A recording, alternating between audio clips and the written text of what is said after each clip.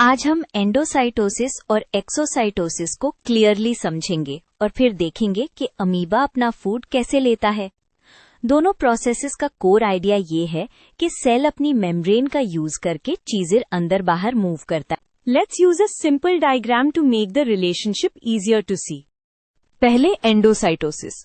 सोचो सेल के बाहर कोई पार्टिकल या लिक्विड है और सेल को उसे अंदर लेना है। सेल मेम्ब्रेन अंदर की तरफ फोल्ड होती है और उस चीज को रैप करती है और फिर एक छोटा सा सैक बन जाता है जिसे वेसिकल बोलते हैं।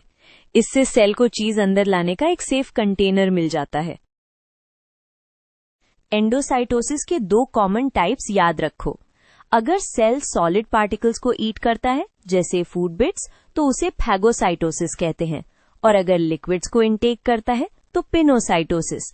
आइडिया सेम है, मेम्ब्रेन फोल्ड होगी, फिर वेसिकल फॉर्म होंगे और मटेरियल्स उसके अंदर आ जाएंगे।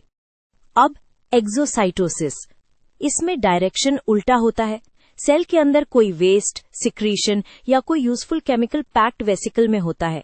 वो वेसिकल मेम्ब्रेन के पास आकर मेम्ब्रेन से फ्यूज होता है और कंटेंट बाहर रिलीज हो जाता है।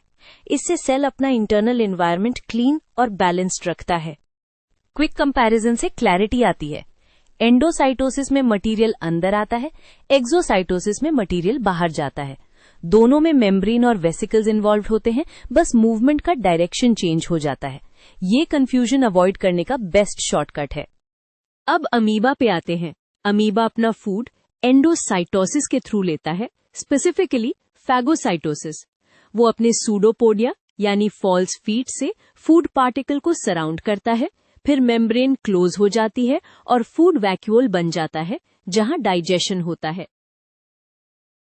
लास्ट पीस, डाइजेशन के बाद जो अनडाइजेस्टेड वेस्ट बचता है अमीबा उससे बाहर निकालता है एक्सोसाइटोसिस से। तो अमीबा में you can see both processes together, food inside by endocytosis, waste outside by exocytosis. बस इसी फ्लो को याद रखो।